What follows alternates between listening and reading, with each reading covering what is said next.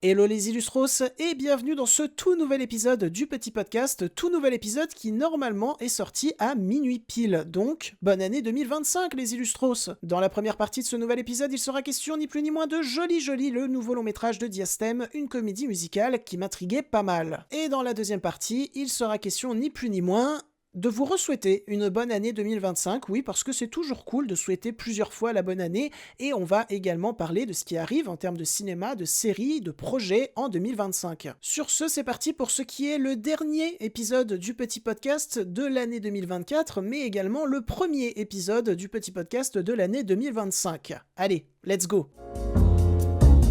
Bienvenue dans le petit podcast, et bonne écoute.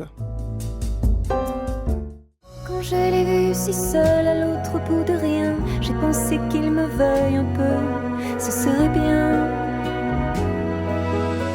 Alors avant de commencer, j'ai une question super importante à poser à mon moi du futur et au Alex du futur. Normalement, vous êtes en train de passer la soirée du Nouvel An ensemble. Est-ce que ça se passe bien? S'il vous plaît, répondez-moi en commentaire. Bon, maintenant, on va se concentrer sur Joli Joli, sorti le 25 décembre 2024. C'est la nouvelle œuvre cinématographique de Diastème. Diastème qui est un réalisateur scénariste. Alors, je n'ai jamais vu un seul film ou une seule série qu'il a écrit, et du coup, je n'ai jamais vu un seul film de lui également. Je n'ai jamais vu Le bruit des gens autour sorti en 2007, Un Français sorti en 2014, Juillet-août sorti en 2015, ou encore Le Monde d'hier sorti en 2021. Joli Joli fut ma porte d'entrée dans son univers cinématographique. Et cette porte d'entrée, les Illustros, j'avais sacrément envie de l'ouvrir, puisque Joli Joli, premièrement, est une comédie musicale, et que j'adore les comédies musicales. Deuxièmement, c'est une comédie musicale française, et j'adore quand le cinéma français s'aventure dans ce genre-là. C'est pas tout le temps réussi, mais c'est toujours intéressant. Et troisièmement, c'est une comédie musicale française qui se passe à Noël, et j'adore Noël. Tout était réuni pour que je sois, ma foi, très intrigué par ce long métrage. Mais en plus de ça, ce film contient un casting absolument dingue, puisque dans le premier rôle, nous retrouvons pour la première fois au cinéma, il me semble, Clara Luciani, dont j'adore le travail. Nous retrouvons également à côté José Garcia, William Legbill, Laura Felpin, Grégoire Ludig. Qu'est-ce que j'aime le travail en tant qu'acteur ou même en tant que scénariste de Grégoire Ludig, mon Dieu. Et nous retrouvons également Vincent De Dienne, Victor Belmondo ou encore Thomas VDB et Alban Lenoir qui passent une tête, et ça fait toujours plaisir quand Thomas VDB ou Alban Lenoir passent une tête. Voilà, vous avez compris pourquoi j'étais intrigué par Joli Joli. Mais Joli Joli, qu'est-ce que ça nous raconte, illustre connu? Bah oui, c'est quand même intéressant de savoir ce que raconte le film avant d'en parler. Eh bien, il nous raconte tout simplement ceci. De Paris à Rome dans les années 70, le destin d'un écrivain fauché percute celui d'une star montante du cinéma. Leur chemin vers l'amour sera semé d'embûches, de quiproquos et de rebondissements. Une comédie musicale tourbillonnante. Je ne sais rien. Tu sais qu'il suffit que je fasse ça. Ça. Voilà, comme ça. Cinecittà, l'Italie, la pizza, Cinecittà, les jolies ragazze, Cinecittà, la batterie. Et donc, petite anecdote avant de dire ce que je pense du long métrage, eh bien je suis allé le voir dans le cinéma où travaille Théopole. Théopole, la personne avec qui je réalise le podcast Enfants du cinéma. Le podcast Enfants du cinéma qui va revenir en 2025. Oh, ça va, j'ai un peu le droit de faire de l'autopromo en ASMR, non? D'ailleurs, j'ai eu plaisir de découvrir le long métrage en compagnie de Théopole et de mon papa. Un cinéma entre amis, ça ne se rate pas comme un cinéma avec son papa. Voilà. C'est la morale de cet épisode. D'ailleurs, ce long métrage, que veut-il? Est-il bien, est-il pas bien? Verdict, il est bien. C'est un doux moment à passer durant la période des fêtes, c'est un doux moment pour dire au revoir en quelque sorte au cinéma de 2024 ou pour dire bonjour au cinéma de 2025. Mais pour moi, le film ne va pas au-delà d'être un bon moment, un doux moment. Je vais m'expliquer pourquoi. Bien sûr, le long métrage comporte de grandes qualités, c'est très très loin d'être un mauvais film, et d'ailleurs je vais commencer par ses qualités. Premier point positif du long métrage, en termes de pur plastique, il est absolument magnifique. On s'est accordé avec mon père et Théopole sur ce point-là en sortant du long métrage. Qu'est-ce qu'il est beau, vraiment à la lumière, ils arrivent à construire une ambiance très chaleureuse, très porteuse de rêves, de magie. Et surtout, ce que j'ai beaucoup aimé avec ce travail sur la lumière, c'est à quel point cette lumière va constamment représenter avec différentes teintes les sentiments, les questionnements que traversent les personnages. Je le répète, la lumière dans tout ce qu'elle est, en termes de pur plastique ou dans ce qu'elle raconte sur les personnages, est absolument magnifique. C'est rempli d'une poésie qui m'a beaucoup touché, et puis surtout c'est l'art du show don't tell. Montrer, ne pas dire. Et moi j'aime beaucoup quand un long métrage use autant du show don't tell, parce que c'est tout bonnement l'une des règles primordiale du 7e art, donc j'aime bien la voir aussi bien utilisée. Autre point positif du long métrage, les chansons, qui m'ont pas mal surpris elles aussi. Tout d'abord parce que toutes les chansons sont très bien chantées par la totalité des comédiens et comédiennes. Mention spéciale aux chansons de Grégoire Ludig, j'aime tellement voir Grégoire Ludig chanter, j'avais déjà adoré ça dans le très bon Les Vedettes que je vous invite à découvrir si vous ne l'avez pas encore vu, j'ai encore plus aimé ici, parce que dans les chansons de Grégoire Ludig, il y a une certaine mélancolie, une certaine poésie amoureuse qu'on ne retrouve pas forcément dans les autres chansons du long métrage, à part celle entre Clara Luciani et William Legbill. Ensuite, les chansons ne sont pas comme les chansons des Parapluies de Cherbourg, par exemple. Alors ça fait très longtemps que j'ai pas vu les Parapluies de Cherbourg, donc si ça se trouve je vais dire une bêtise, mais dans mon souvenir, les personnages chantaient leurs sentiments. Voilà, il y avait aucune subtilité, et ça me dérangeait pas, parce que c'est un style de comédie musicale qui est très répandu. Là, on va avoir ce style de comédie musicale, notamment avec le personnage interprété par Laura Felpin, mais avec les autres personnages,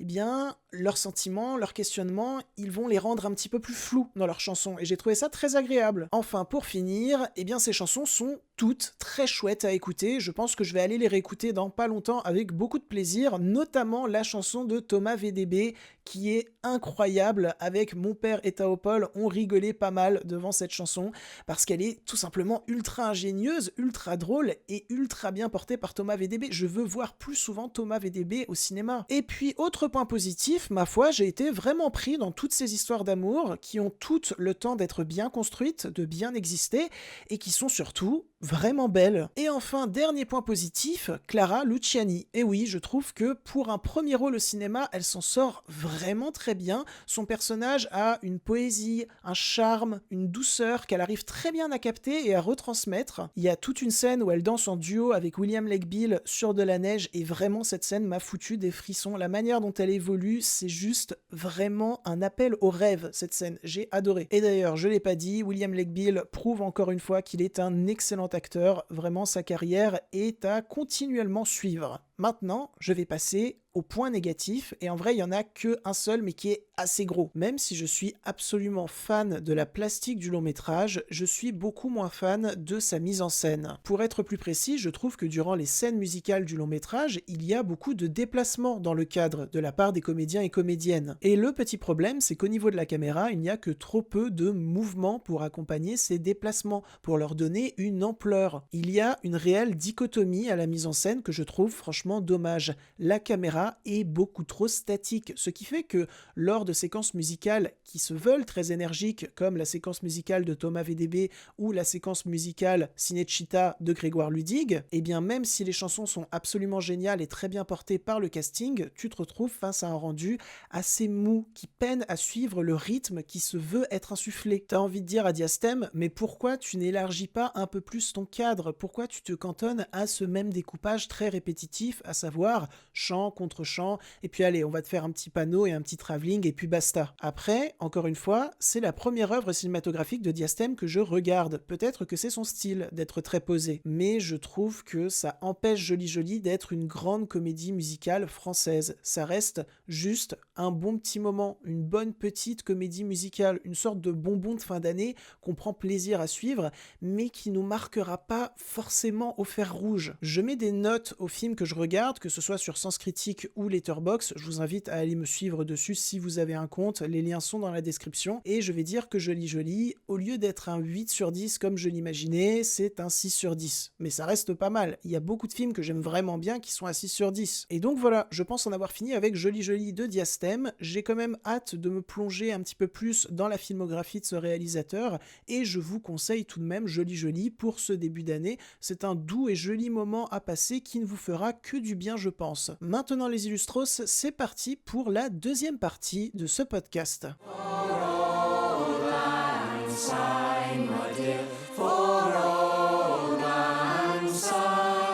Ah bah écoutez, dès que je peux caler un petit extrait de Downton Abbey, où en plus dans cet extrait, il fête le passage à la nouvelle année, bah je le fais, je me gêne pas, j'adore cette série. Aussi, je vous souhaite à tous et à toutes une très bonne, une très belle année 2025. Faites que cette année soit l'année où tous vos rêves se réalisent. Sinon, on va commencer par ce qui m'intéresse en termes de cinéma durant cette année 2025. Ensuite, on enchaînera sur les séries, puis enfin, on enchaînera sur les projets personnels liés à la chaîne. Alors, je vais pas lister tous les longs métrages qui vont sortir durant 2025 et qui m'intéressent. Je vais prendre ceux qui m'intéressent le plus parce que sinon, ça ne sera plus un petit podcast, ça sera un long podcast. Et c'est pas le but de ce format. Premier film qui m'intrigue beaucoup, et alors ça va peut-être vous surprendre, mais c'est Un ours dans le Jura réalisé par Franck Dubosc. Ça a l'air d'être une réalisation très différente de ses précédentes, et en plus de ça, ça me rappelle un long métrage que j'aime beaucoup, un long métrage de Sam Raimi qui s'appelle Un plan simple. Ensuite, il y a Wolfman de Lee Whannell parce que j'aime beaucoup trop Lee Whannell, Maria de Pablo Larraín parce que Pablo Larraín est un cinéaste qui me passionne de plus en plus. J'ai déjà parlé de Spencer et El Conde, ses précédents films sur la chaîne, n'hésitez pas à aller écouter si ça vous intéresse. Paddington au Pérou parce que j'adore Paddington et parce que j'aime bien les films qui se passent au Pérou. The Brutalist aussi, j'ai vu quelques images qui dégagent une grandeur qui me fascine déjà. En plus, ce long métrage a reçu d'excellents avis, j'ai trop hâte. Il y a également un nouveau film Looney Tunes, un nouveau film d'Os Perkins qui arrive, là aussi j'ai beaucoup trop hâte. Il y a un long métrage qui s'appelle When the Light Breaks qui a une affiche absolument somptueuse, ça se passe en Islande, j'ai trop envie de voir ce film, j'ai vu aucune image à part l'affiche mais ça m'a déjà hypé. Il y a le nouveau long métrage de Luca Guadagnino, un auteur que j'adore, Théophile un peu moins. Il y a le nouveau long métrage de Jesse Eisenberg, là aussi ça m'intrigue beaucoup. Il y a Signers de Ryan Coogler qui sort